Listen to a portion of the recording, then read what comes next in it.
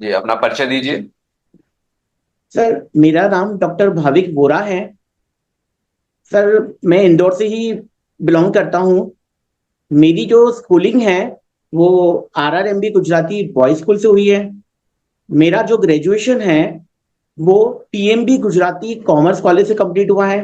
मैंने अपना post graduation GACC government arts and commerce college Indore से कंप्लीट किया है। मैंने 2 बार नेट कंप्लीट किया है, एक नेट कॉमर्स 2015 में और नेट मैनेजमेंट 2019 में कंप्लीट किया है। ऑलरेडी मेरी PhD हो चुकी है 2018 में। और रिसेंटली मैं PhD गाइड हूँ, सुपरवाइजर हूँ। और मेरे अंडर में 4 स्टूडेंट्स मार्गदर्शित हो रहे हैं। अच्छा, मुझे एक चीज बताइए, क्या पीएचडी हमारा इंटेलेक्चुअल प्रॉपर्टी के अंडर आता है? पीएचडी की जो हम रिसर्च करते हैं, क्या वह एक आईपीआर में आती है क्या? सर PhD को हम अगर ये सर खासकर हम टेक्निकल चीजों से गिने सर, इसको हम आगे जाके काउंट करवा सकते हैं सर। ऐसे सर कुछ कुछ चीजों में सर कॉमर्स में सर IPR में काउंट नहीं करेंगे सर मुझे। नहीं तो किसी ने पीएचडी पे कोई रिसर्च करी है, वो इंटेलेक्चुअल प्रॉपर्टी नहीं है उसकी? सर है सर वो। सर खासकर मैं आपको बताना चाहता हूँ, जैसे हमारी कॉमर्स और मैनेजमेंट से मैं खासकर अपनी फील्ड से रिलेटेड बता रहा हूँ। बाकी जो सर जो साइंटिफिक रिसर्च होती है sir, basically sir, okay. Sir इसको चाहे तो हम इसको करवा सकते हैं सर।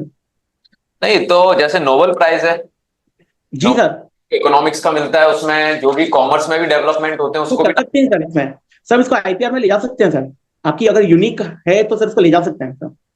Very good.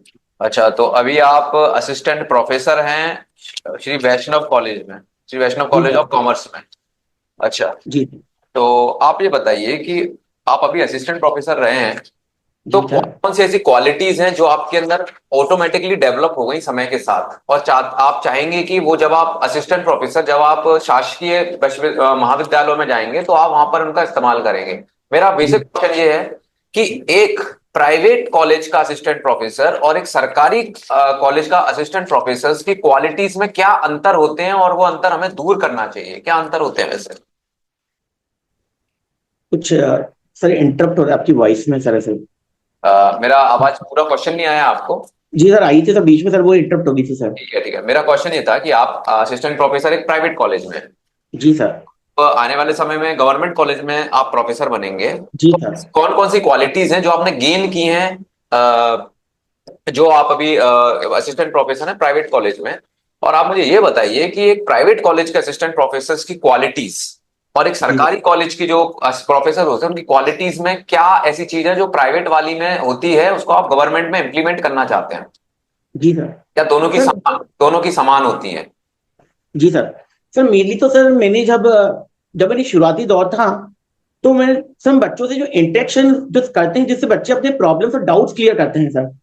सर आपके पास डिफरेंट डिफरेंट तरह के बच्चे आते हैं सर। हमारे कॉलेज में जो बच्चे होते हैं सर वो नीचे तबके के भी हैं और सर बहुत ऊपर लेवल के भी बच्चे हैं। तो उनके जो डाउट्स होते हैं सर वो हम क्लियर करते हैं। कुछ बच्चे ऐसे होते हैं जो कि अपने उनको एम नहीं पता होता है। कितनी बार हम जब बच्चों से पूछते हैं कि आपको आगे चल के क्या बनना है, सर उनको यही नहीं पता है कि उनको ये कोर्स लेना है, BCom करना है, BA करना है। सर ऐसे बच्चे भी हमारे पास काउंसलिंग में आते हैं सर। हमारे पास हर तरह के बच्चे आते हैं। तो सर ये चीज मैंने सीखी कि पहले उनकी प्रॉब्लम्स को जानना, उनके भविष्य में वो क्या बनना चाहते हैं, तो फिर इसके लिए उनका ट्रैक क्या होना चाहिए, ये मैंने सर यहाँ सीखा। दूसरी चीज है सर रिसर्च वर्क को बढ़ावा देना। सर हमारा जो कॉलेज है वो रिसर्च सेंटर है। ओके। तो सर रिसर्च सेंटर में हमको बहुत सारे तरह के बच्चे मिलते हैं सर, जो हमसे इंटरेक्ट करते हैं, जो अपनी प्रॉब्लम टॉपिक्स पे हमसे पूछते हैं। तो सर ये सारी चीजें भी मैंने असिस्टेंट प्रोफेसर होते हुए सीखी सर ये। प्लस सर कुछ वर्क मुझे एडमिनिस्ट्रेशन के मिलते हैं। तो सर वो एडमिन वाले वर्क भी मैंने यहाँ सर प्राइवेट कॉलेज में सीखे हैं। सर आपको एक एक ड्यूटी दे दी जाती है और सर हर बार सर आपकी ड्यूटीज चेंज होती रहती है, शफलिंग होती रहती है। आप एक ही तरह का वर्क नहीं करते हैं, आप एक ही तरह की ड्यूटी परफॉर्म नहीं करते हैं। तो सर ये सारी चीज मैंने यहाँ सीखी है सर। और मैं चाहूंगा सर कि गवर्नमेंट कॉलेज में जाकर मैं इन चीजों को भी सर वहां अप्लाई करूं सर, नहीं तो जिससे आप, मेरा जो लाभ है सर ज्ञान सर वहां उन बच्चों तक भी मिल पाए। जी, आपने भी बोला कि ड्यूटीज बहुत डाइवर्सिफाइड हैं, आप ये कहना चाह रहे जी थे कि सर। जी तो जी क्या सर। प्रोफेसर के काम डाइवर्सिफाइड होने चाहिए? तो फिर तो वो अपने एक कोई जो उसका बेसिक प्रिंसिपल है प्रोफेसर का, कि वो रिसर्च करेगा और एक अपना पर्टिकुलर जो सब्जेक्ट है वो स्टूडेंट्स को कन्वे करेगा उसकी नॉलेज। तो फिर उसमें कहीं ना कहीं आपको ना डिस्टॉर्शन आएगा। नहीं सर, सर मैं मान के चलता हूँ सर, ये मेरी राय है कि बच्चे हमेशा जब भी कोई प्रॉब्लम लेके आते हैं, बच्चे हमेशा प्रोफेसर में एक एनसाइक्लोपीडिया सर गूगल मानते हैं सर। जहां उनकी प्रॉब्लम जहां सॉल्व नहीं होती है सर वो सीधे आके अपने टीचर से पूछते हैं, सर इसका आंसर क्या होगा। सर हमें अपने आप को सर हर तरह से संपन्न बनाना होता है सर। हम कोशिश करते हैं कि हम हर नई नई चीजों को जाने, समझे और हर नई चीज में पार्टिसिपेट करें सर। हमें सिर्फ एक ही फील्ड में नहीं होना चाहिए सर, जबकि आपकी फील्ड डाइवर्सिफाइड भी होनी चाहिए, जिससे हमें दूसरी चीजों का भी अनुभव मिलता रहे। अच्छा। अच्छा, मुझे एक चीज बताइएगा। आप कॉमर्स के शिक्षक हैं, जी कॉपरेटिव्स के बारे में आपने पढ़ा होगा।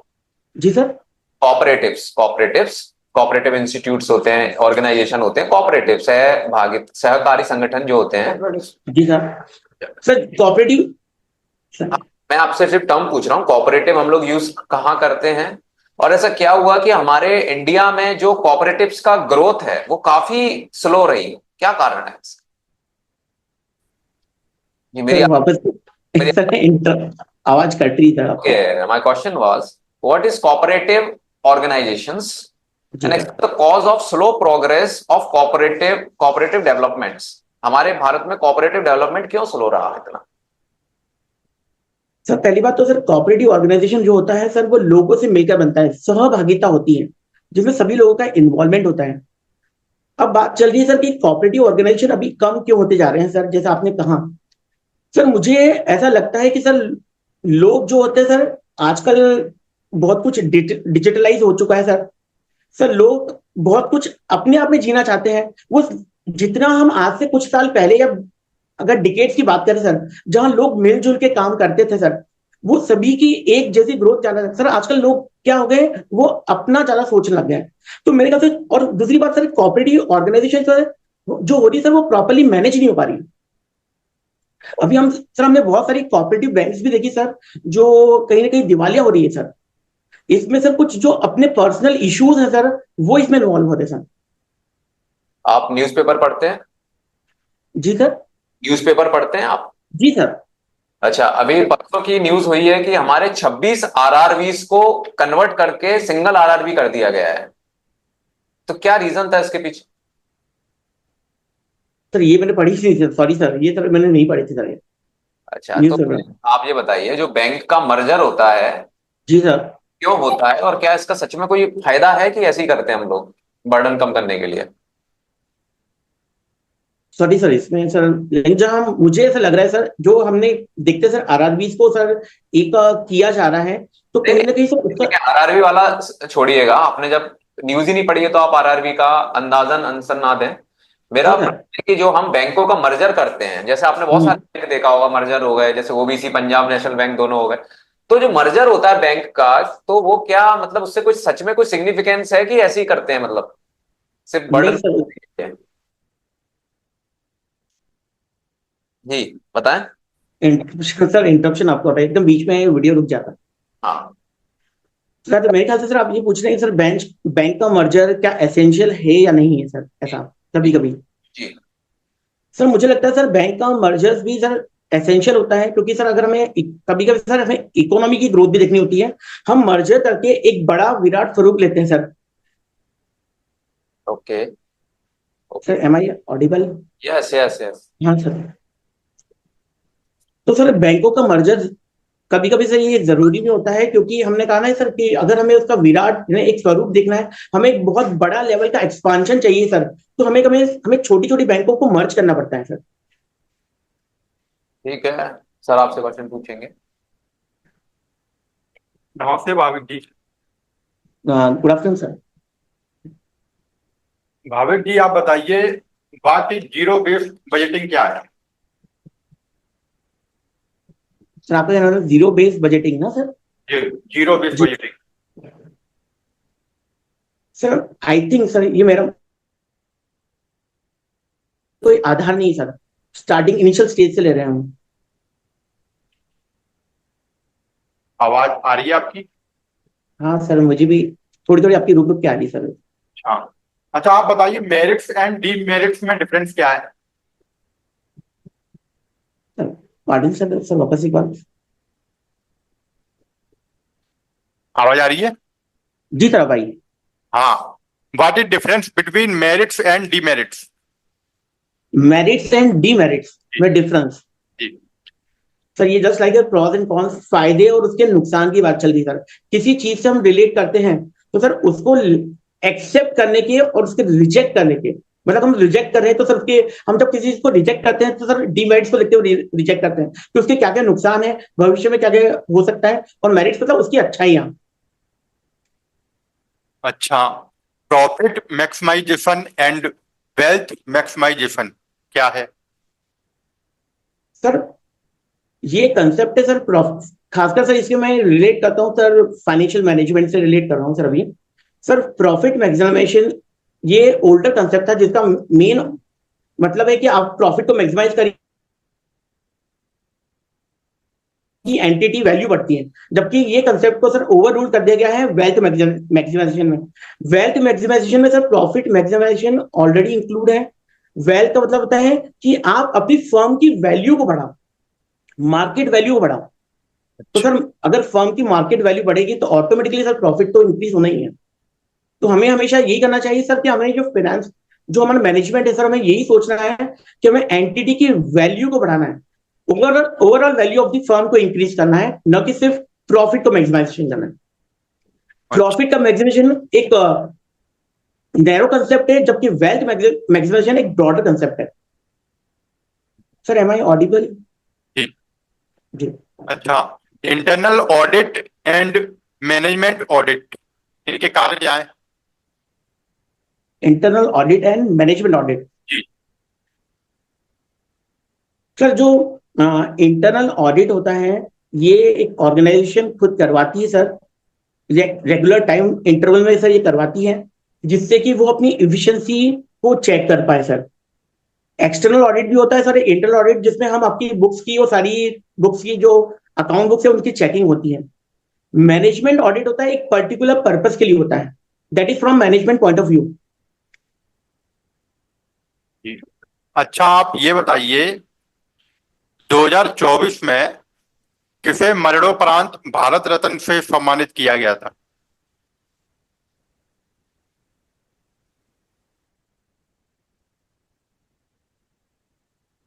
भारत भाविक जी। रत्न, भारत रत्न मुझे क्लिक 2024। नहीं हो पा रहा सर अभी।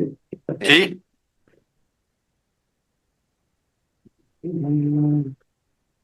Sorry sir. बहुत फेमस व्यक्ति थे। चलिए कोई बात। कर्पूरी ठाकुर। कर्पूरी ठाकुर जी। जी कर्पूरी ठाकुर जी। ये किस राज्य के मुख्यमंत्री थे? Karpoori sorry Thakur sir. जी सॉरी सर। बिहार के मुख्यमंत्री थे। अच्छा। 11वें मुख्यमंत्री थे। जी सर। अच्छा 2024 में G20 शिखर सम्मेलन की मेजबानी किस देश ने की थी?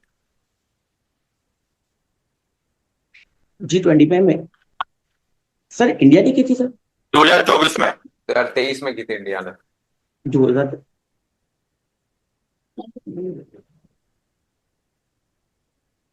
ब्राजील ने।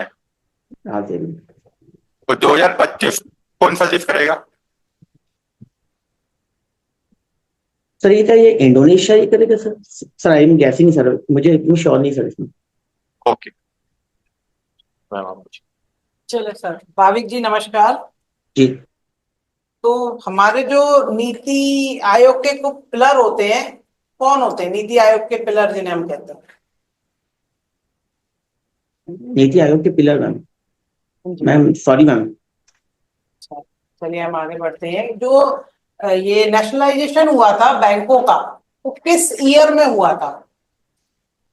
मैम जो फेमस ईयर है वो 1969 है, जिसमें 14 बैंक्स का नेशनलाइजेशन हुआ था, और 1918 में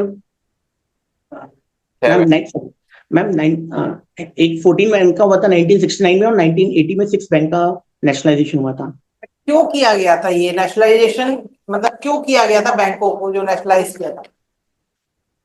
सर ये बैंक पहले गवर्नमेंट के अंडर में नहीं थी, पर इन बैंकों की रीच काफी थी, पूरे ऑल ओवर इंडिया थी। मेन हमारी गवर्नमेंट का ऑब्जेक्ट है कि लोगों तक पहुंचना, और लोगों तक पहुंचने के लिए वो खुद बैंक स्टैब्लिश करने से बेटर है कि जो ऑलरेडी स्टैब्लिश बैंक है वो गवर्नमेंट अपने अंडर में लेकर आए, जिससे कि हम लोगों तक पहुंच पाए और लोगों तक हम उनके वेलफेयर के लिए काम कर पाए, उनको पैसा पहुंचा सके, उनकी जरूरत के हिसाब से लोन दे पाए। तो ऑलरेडी ये पहले से स्टैब्लिश बैंक थी जो काफी ऑल ओवर इंडिया फैली हुई थी। तो गवर्नमेंट सेक्टर में काम करें, लोगों के लिए काम करें। क्या हम इसे ये कह सकते हैं कि मतलब इस पे जो आरबीआई का है वो कंट्रोल रहेगा? सर इस पे सॉरी मैम, इस पे कंट्रोल आरबीआई का रहेगा मैम, क्योंकि सारी बैंक जो होती है मैम वो आरबीआई के अंडर में ही वर्क कंट्रोल कर, मतलब अंडर ही वर्क करती है मैम। चलिए, अभी जो वॉर चल रही है उसमें डब्ल्यूटीओ का क्या रोल है? मैम भी आप मैम किससे रिलेट कर रहे हैं, जैसे अगर आप ट्रेड वॉर के रिलेट कर रहे हैं या फिर अभी Russia Ukraine war? Sorry ma'am. Tariff से, टैरिफ। अच्छा मैम, टैरिफ वॉर चल रही है। Yes ma'am, tariff war ma'am, ma'am WTO का मेन ऑब्जेक्ट ही है कि जो ट्रेड होता है उसे स्मूदन करना, टैरिफ को रिड्यूस करना, जिससे कि कंट्रीज के बीच में आसानी से ट्रेड हो पाए। पर ये टैरिफ वॉर से मैम, इसमें सबसे मेजर जो रोल है वो डब्ल्यूटीओ का है। लॉजिस्टिक मैनेजमेंट से क्या हम? मैम हाँ लॉजिस्टिक मैनेजमेंट। जी ma'am. Can you audible my voice? हाँ मैम, अभी बीच में आपस इंटरप्ट हुई थी मैम। लॉजिस्टिक मैनेजमेंट जो होता है वो क्या होता है? Ma'am logistic management is related to transportation ma'am. Goods की मैम, जब गुड्स का ऑर्डर मिलता है उसको प्रॉपरली उसको वेयर हाउसिंग से डिलीवर कर पाए, that is logistic management. Timely delivery होना मेरे ख्याल से लॉजिस्टिक मैनेजमेंट होता है। तो मुद्रा बाजार के जो पार्टिसिपेंट्स होते हैं वो कौन होते हैं? मैम मुद्रा कौन सा बाजार, बचा? मुद्रा बाजार में जो पार्टिसिपेंट्स होते हैं वो कौन होते हैं? मैम मुद्रा बाजार मतलब ma'am money market. Money market में, मनी मार्केट, ओके मैम। जो पार्टिसिपेंट्स होते हैं। हाँ मैम। ये बता है। मैम इसमें मनी मार्केट में पार्टिसिपेंट मैम गवर्नमेंट भी हो सकती है जी, और बताइए। मैम, बैंक भी हो सकती है, और मैम जो कंपनीज होती है मैम वो भी हो सकती है। अच्छा, इसमें आरबीआई का कोई रोल नहीं है क्या मनी मार्केट में? नहीं मैम, सर आरबीआई का भी रोल है ना। अच्छा, इसमें जो हमारे कस्टमर होते हैं, जो कंज्यूमर है, उनका कोई रोल नहीं है? सर पार्टी खासकर जो इंडस्ट्री कंज्यूमर का सर। क्या क्या कंज्यूमर का कोई इसके पार्टिसिपेंट होते हैं क्या मनी मार्केट के? शॉर्ट टर्म में मनी मार्केट में आई थिंक सर वो कंज्यूमर नहीं हो सकते सर ठीक है, उसके। ठीक है, चलो, ठीक। भगत जी, आपको आवाज आ रही है मेरी? जी सर, आपकी आवाज आ रही है सर। अच्छा, आप मुझे ये बताइए, what is revenue recognition principle? Sir बीच में सर इंटरप्ट हुआ सर। अभी आ रही है आवाज मेरी? जी सर, जी सर। आप ये बताइए मुझे, अकाउंटिंग में रेवेन्यू रिकॉग्निशन प्रिंसिपल क्या होता है? सर रेवेन्यू रिकॉग्निशन प्रिंसिपल ये कहता है कि रेवेन्यू को तभी हम अकाउंटिंग करें या उसकी अकाउंटेबिलिटी करें, रिकॉर्ड करें, जब वो वास्तव में हुआ है। मतलब जब पाओ। सर्विसेज और ट्रांजेक्शन्स होते हैं तभी वो रिकॉर्ड होता है। रेवेन्यू को हमें तभी रिकॉग्नाइज करना चाहिए जब वास्तव में ट्रांजेक्शन का होना हो। अच्छा, इनमें जो हमारी इनकम की जो बात होती है, वो उसके बारे में क्या बोला जाता है कि हम इनकम जो है कब नोट करेंगे यहाँ? जब वो हमें सर रिसीव इनकम, या जब वो अर्न होगी? सर जब वो सर जब वो अर्न होती है तब हमें रिकॉर्ड करना चाहिए, मतलब जब सर्विसेज डिलीवर होती है। ओके, तो चलिए। अच्छा, इस प्रिंसिपल के हिसाब से हमारा जो गोल्ड से जो हमारा रेवेन्यू होता है वो हम लोग कब रिकॉर्ड करते हैं? गोल्ड जी सर। माइन कर। जी। जी सर। इस प्रिंसिपल के हिसाब से जो हमारा जो गोल्ड से जो हमारा रेवेन्यू होता है वो उसे कब रिकॉर्ड करते हैं, माइनिंग के टाइम या फिर सेलिंग के टाइम? सर मैं सुन नहीं पा रहा हूँ सर, यहाँ बहुत सारा सर कंस्ट्रक्शन चल रहा है सर, डिस्टर्बेंस ज्यादा चल रहा है सर मेरे घर के पास में। रेवेन्यू रिकॉग्निशन प्रिंसिपल है, उसके हिसाब से सॉरी हम सर।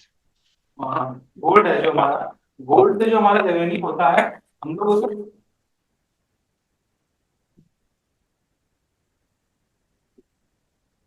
1 मिनट सर, कुछ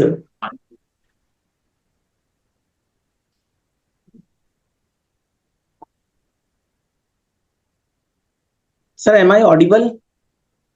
हाँ हाँ, आपकी बात आ रही है, हमारी आ रही है। जी सर। आप मुझे ये बताइए, जो हमारा गोल्ड है, गोल्ड का जो हमारा रेवेन्यू आता है, उसे हम लोग कब नोट करते हैं? उसके माइनिंग के टाइम पर या फिर उसे सेलिंग के टाइम पर? सर आपका ना वीडियो बीच बीच में रुक रहा है सर यहाँ। अभी आ रहा है मेरा आवाज? सर ये वाली आवाज आ रही है सर। जी। आप बताइए मुझे, जो गोल्ड है हमारा, गोल्ड जी से जो सर। रेवेन्यू आता है उसे हम लोग अपनी अकाउंट बुक में कब नोट करते हैं? माइनिंग के टाइम या फिर उसे हम लोग सेल करते हैं तब? सर जब हम उसे डील करेंगे सर, उस समय रिकॉर्ड करना चाहिए सर। डील करते टाइम? जी सर। क्या बोला, थोड़ा ठीक से बोलिए आप। Sir deal deal. मतलब सेल के टाइम? जी सर। चलिए एक बार जाके जैसे देख। सर हमें प्रोडक्शन, यदि हम माइनिंग कर रहे हैं, हमारी अगर ये इंडस्ट्री सर एक्सट्रैक्शन कर रहे हैं सर, आप उसकी बात कर रहे हैं सर। ओके चलिए, आप मुझे ये बताइए कि एक्सचेंज रेट कितने टाइप की होती है? सर एक्सचेंज रेट, जी सर जी रिगार्डिंग, जी। Sir exchange rate. अच्छा, एक्सचेंज रेट तो मालूम है ना क्या होता है? सर अगर आप उसकी बात कर रहे हैं सर, ये फॉरेन करेंसी की बात कर रहे हैं सर। फॉरेन करेंसी में जो एक्सचेंज रेट होती हैं, वो कितने टाइप की होती हैं?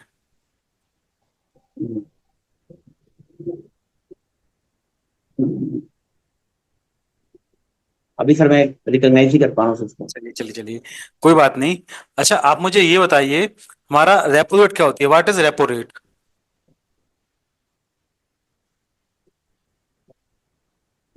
Sir again sir, I didn't recognise sir.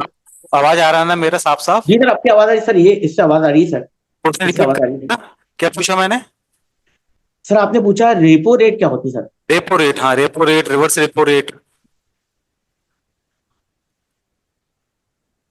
चलिए कोई बात नहीं। वो सोच ही नहीं पा रहा सर, एकदम अभी एकदम ब्लैंक हो रहा है सर इधर। चलिए कोई बात नहीं। लेकिन सर मुझे पता है सर, ये एकदम। अच्छा, आप ये बताइए मुझे, जो हमारा वर्ल्ड बैंक है, वर्ल्ड बैंक और जो हमारा आईएमएफ है, इन दोनों की फंक्शनिंग में क्या फर्क है? सर जो वर्ल्ड बैंक है वो, एक तो पहली बात सर, ये इकोनॉमी के लिए सर पैसा प्रोवाइड करता है, लेकिन ये लॉन्ग टर्म प्रोवाइड करता है। जबकि आईएमएफ होता है, ये बैलेंस ऑफ पेमेंट के लिए सर, ये शॉर्ट टर्म मनी यानी शॉर्ट टर्म लोन प्रोवाइड करता है। ओके अच्छा, एसडीआर से कौन डील करता है, वर्ल्ड बैंक या फिर IMF? SQR? SDR, special drawing right. अच्छा, SDR, जी स्पेशल ड्राइंग राइट्स। जी। सर मैं गैस कर सकता हूँ सर, पूरा 100% नहीं, लेकिन सर वर्ल्ड बैंक करता है sir. I think sir, where world I am bank, not sure. World I am bank not आप, श्योर। World bank okay. चलिए आप देख लीजिएगा, शायद ये आईएमएफ होता है मेरे ख्याल जी से। सर। जी सर। चलिए आपने एक सुना है, कंडीशन होता है bank run? Condition? Bank run, what is bank run? No sir. अच्छा, चलिए कोई बात नहीं। आप कहाँ से हैं? ईडब्ल्यूएस से सर हैं राइट? जी सर, ईडब्ल्यूएस है राइट? अच्छा आप, इंदौर। आवाज आ रही है मेरी? जी सर, जी सर। आपकी कैटेगरी ईडब्ल्यूएस है एंड आपका सब्जेक्ट भी कॉमर्स है, तो आप मुझे बताइए कि ऑन मतलब एक मोटा मोटा लमसम बताइए कि कितनी पॉपुलेशन ईडब्ल्यूएस सर्टिफिकेट ले सकती है, बताइए आप। कितनी पॉपुलेशन EWS सर्टिफिकेट ले सकते हैं सर, आपने ये पूछा है सर? जी जी, यही पूछा है मैंने। EWS कैटेगरी के लिए जा सकते हैं सर। माफ कीजिएगा, आवाज नहीं आई आपकी, दोबारा बोलिएगा। सर कहने का मतलब है sir, sir am I audible? हाँ you are audible. Sir general category के जो लोग होते हैं सर, वो EWS के लिए जा सकते हैं सर। मेरा सवाल है, इंडिया की कितनी परसेंटेज पॉपुलेशन या फिर कितने percentage house hold EWS certificate ले सकते हैं, ये बताइए। सर कितनी पॉपुलेशन का सर, ये तो बता ही नहीं पाएंगे सर। सर पूछ रहा हूँ सॉरी मैं सर। तो। आपका इनकम होगा, आपके पास डाटा होगा ना कि हमारे जी इनकम ब्रैकेट में 8 लाख से कम कितने परसेंटेज आते हैं, उतने ले सकते हैं हाँ सर। सिंपल। नहीं सर, आपने सर वो पॉपुलेशन के बारे में बताया सर, तो मैंने कहा पॉपुलेशन के कैसे बता देंगे तो सर? ठीक तो करना पड़ेगा ना, और इतना सीधा सीधा अगर काम पूछ। कंडीशन का, अगर आप कंडीशन पूछते सर मैं बता देता था, इसकी नहीं नहीं, कंडीशन सर कंडीशन नहीं आपको। है, चलिए क्वेश्चन जी चेंज करते हैं, रिप्लेस करते हैं, ठीक है। जो जी हमारा जी इनकम का डाटा है, ये बताइए सर, कितने आवाज परसेंट, कितने परसेंट हमारे हाउस होल्ड हैं इंडिया में, कितने percent of how many of house hold earn under 8 lakh annual income? Sir क्या? सर बहुत सारे लोग हैं जिनकी इनकम 8 लाख से कम ही है सर। नहीं तो, मतलब मिडिल क्लास है इंडिया में, मिडिल क्लास पीपल और लोअर क्लास पीपल ज्यादा है सर। नहीं कोई डाटा है आपके पास? इतने नहीं सारे सर डाटा डाटा, होते हैं? अच्छा चलिए नहीं कोई सर बात डाटा नहीं, सर इतना नहीं सर। चलिए कोई बात नहीं। ओके, आप मैच देखते हैं, क्रिकेट मैच? सर कभी कभी सर, अभी तो देखना बहुत मुश्किल हो पा रहा है, बाकी देखते हैं सर कभी कभी। अच्छा, थोड़ा और आइडिया तो होगा आपको उसके बारे में। मेरा आखिरी सवाल है ये मनकांतिंग क्या है? क्या सर? मनकांतिंग? No sir, sir sorry sir. अच्छा कोई बात नहीं, ओके चलिए कंटिन्यू करेंगे। ये भाविक जी, कैसा लगा आपको आपका interview? Voice sir. Bhavik ji, आवाज आ रही है मेरी? जी सर, आ रही है सर। कैसा लगा आपको इंटरव्यू? सर बहुत अच्छा लगा सर। मुझे बहुत अच्छा लगा। ये देखिए, जी कुछ सर। हैं जिन पर आपको काम करना है। जी सर। एक तो आपका हैंड मूवमेंट बहुत ज्यादा हो रहा है और आप खुद बॉडी मूवमेंट बहुत ज्यादा कर रहे हैं। सर एक्चुअली सर, मैं जहाँ जिस जगह बैठा हूँ सर, हमारे लेफ्ट साइड में सर वहाँ कंस्ट्रक्शन चल रहा है सर, हमारे पास के फ्लैट में पूरा कंस्ट्रक्शन। सर सुना, आपकी आवाज एक तो पहली बार वीडियो आ रही थी, और कोई सर बात, सुनाई बहुत कम दे रहे थे सर। ठीक है ठीक है। जी सर। तो यही चीज है कि थोड़ा सा हैंड मूवमेंट्स वगैरह आप देख लीजिए अपना। और जी आप सर। ये जो मूवमेंट हो रही थी, जो बॉडी मूवमेंट हो रहा है, उसको भी आप जी थोड़ा सा कंट्रोल करने की कोशिश कीजिएगा। और रही बात ड्रेस की, तो आप बहुत ही ज्यादा टी शर्ट पहन कर आ गए आप। जी सर। हाँ, थोड़ा सा नेक्स्ट टाइम इस चीज का ध्यान रखिएगा, क्योंकि आप इंटरव्यू को इंटरव्यू की तरह से कीजिएगा, क्योंकि ये प्रैक्टिस हम उसी की कर रहे हैं, है ना, वहां जी बोलने सर। की, बैठने की। ठीक है। और एक और चीज है, आप गलत जवाब दे रहे थे। जी एक सर। तो जगह आपने गलत जवाब दिया है, आप बहुत जल्दबाजी में आंसर दे रहे हैं। इस जी चीज को सर। आप थोड़ा सा कीजिएगा। आई कांटेक्ट बना के रखिए सीधे कैमरे पर, हम लोगों को देखिए, वहां पर हर चीज हम ऑब्जर्व कर रहे हैं वहां पे। ठीक है। जी सर। आपका आपका बाकी आप बहुत कॉन्फिडेंट रहे पूरे इंटरव्यू में। आपका जो स्माइली फेस है वो बहुत अट्रैक्टिव है, जो आपको अच्छे नंबर दिला सकता है। कॉन्फिडेंस का मैंने बता दिया। और बाकी बस यही है कि थोड़ा सा बॉडी मूवमेंट्स पे थोड़ा वो आज आपने बता दिया मुझे, ये सारी चीजें कीजिए। आज के परफॉर्मेंस के हिसाब से वो कितने नंबर मिलने चाहिए 100 में से? सर मुझे, जी, आपको कितने नंबर मिलने चाहिए? सर आप ही कर पाएंगे सर? नहीं सर मुझे, नहीं, सेल्फ अवेयर होना चाहिए, हम वहां पे इंटरव्यू जी दे के सर। आएंगे तो हम अपना आकलन कर पाएंगे कितने मिलने मिलने चाहिए आपको। सर मुझे तो लगता है सर, अगर आउट ऑफ 100 बोला जाए तो सर इसको 40 किया जाए सर। जी, नहीं ऐसा नहीं है, आपके कुछ कुछ आंसर्स बहुत इंप्रेसिव थे, आपको 50 मार्क्स हमारी तरफ से दिए गए हैं, लेकिन कोशिश ये है कि आप 75-80 तक जाएंगे, ये पूरा हमारा वो है। और आप इसी हिसाब से तैयारी कीजिएगा, थोड़ा बेसिक और पढ़ लो, थोड़ा सा बेसिक पढ़ लीजिएगा। जी सर। ठीक है, जी अजी वाले। सर। ठीक है भाविक जी, जी सर। ऑल द बेस्ट, आप लॉग आउट कर सकते हैं। ठीक sir thank you sir very much, thank you sir for your feedback sir. है, ओके ओके। अभी रिटर्न फॉर्म में भी पीडीएफ आएगा आपके पास, हम चारों के जी द्वारा सर। लिखा गया है, आपके पास अभी पीडीएफ आ जी जाएगा। सर। सर ठीक है। Thank you.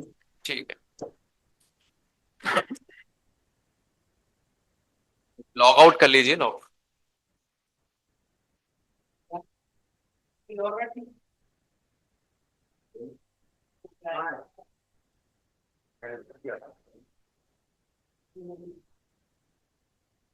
निराना जी आएंगी?